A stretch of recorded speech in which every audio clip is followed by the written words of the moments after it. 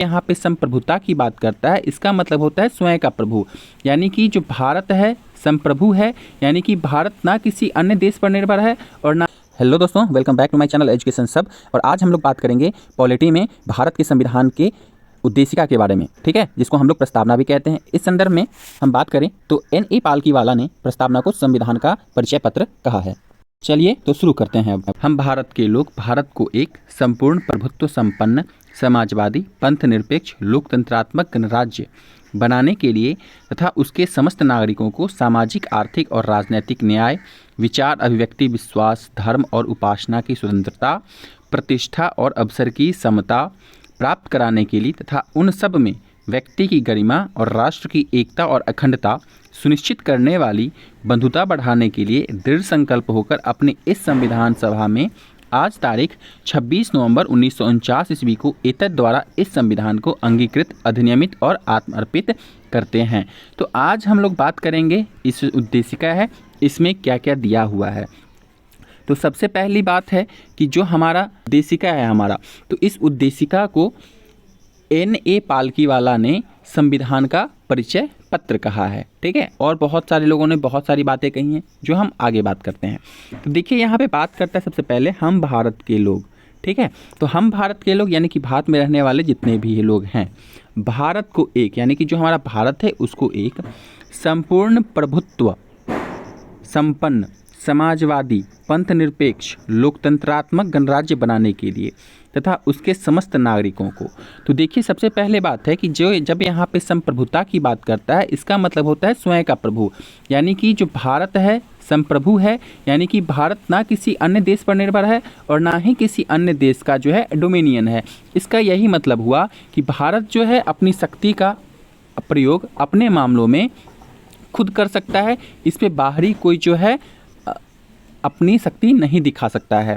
इसके बाद हम बात करें समाजवादी का। समाजवादी जो है आपको हम बात करें तो यह वर्ष 1976 के 42वें संविधान संशोधन से पहले भी भारत के संविधान में नीति निर्देशक तत्व सिद्धांत के रूप में समाजवादी लक्षण के रूप में मौजूद था। लेकिन अगर हम बात करें तो जो हम स्पष्ट रूप से कहें अगर हम, तो कांग्रेस पार्टी ने समाजवादी स्वरूप को स्थापित करने के लिए 1955 में आवारी सत्र में एक प्रस्ताव पारित किया और उनके अनुसार कार्य किया। तो देखिए अगर बात करें हम समाजवादी का, तो समाजवादी का उद्देश्य क्या है। देखिए तो कहते हैं कि जो लोकतांत्रिक समाजवाद है हमारा, ये मिश्रित अर्थव्यवस्था में क्या करता है, आस्था रखता है।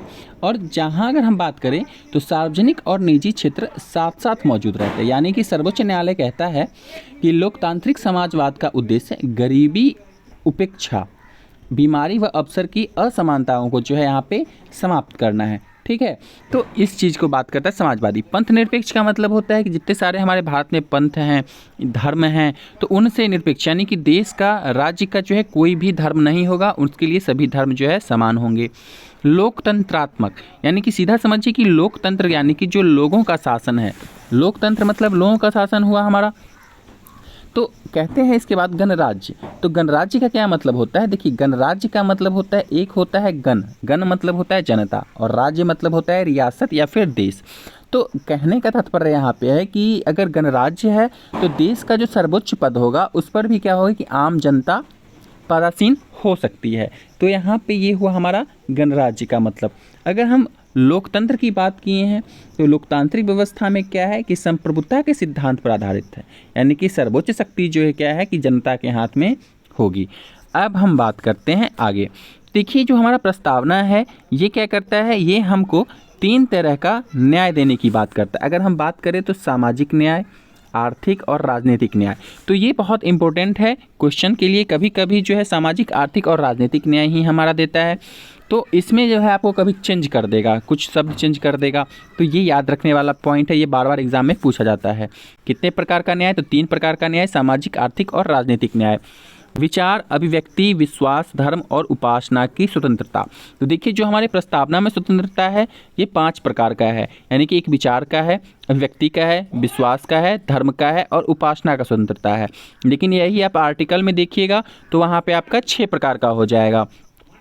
इसके बाद ये न्याय स्वतंत्रता हो गया। अब हम समानता की बात करें तो प्रतिष्ठा में और अवसर में क्या कर रहा है, यहाँ पे सबको समानता दे रहा है, समानता स्थापित कर रहा है। कह रहा है कि सब जो है, कोई भी ऊंच नीच नहीं है, कोई भी SC ST नहीं है, मतलब सब जो भी हैं उन सबको जो है प्रतिष्ठा और अवसर में समान मिलेगा।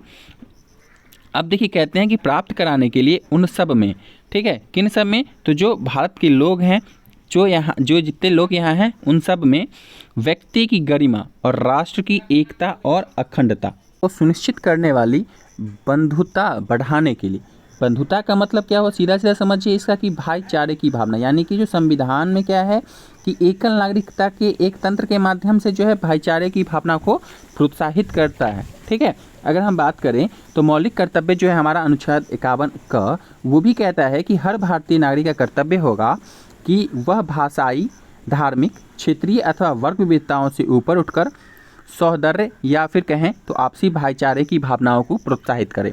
तो उसी को बढ़ावा देने के लिए हम क्या करते हैं, दृढ़ संकल्प होकर अपनी इस संविधान सभा को आज तारीख 26 नवंबर 1949 को एतद द्वारा इस संविधान को अंगीकृत, अधिनियमित और आत्मर्पित करते हैं। यानी कि अगर हम बात करें तो हमारा जो संविधान लागू होने का तिथि है वो 26 नवंबर 1949 की तिथि को उल्लेखित करता है। तो इस प्रस्तावना में इतना है, इससे जुड़े हुए और जितने भी फैक्ट है वो मैं नेक्स्ट वीडियो में बता दूंगा। तब तक के लिए धन्यवाद, थैंक यू।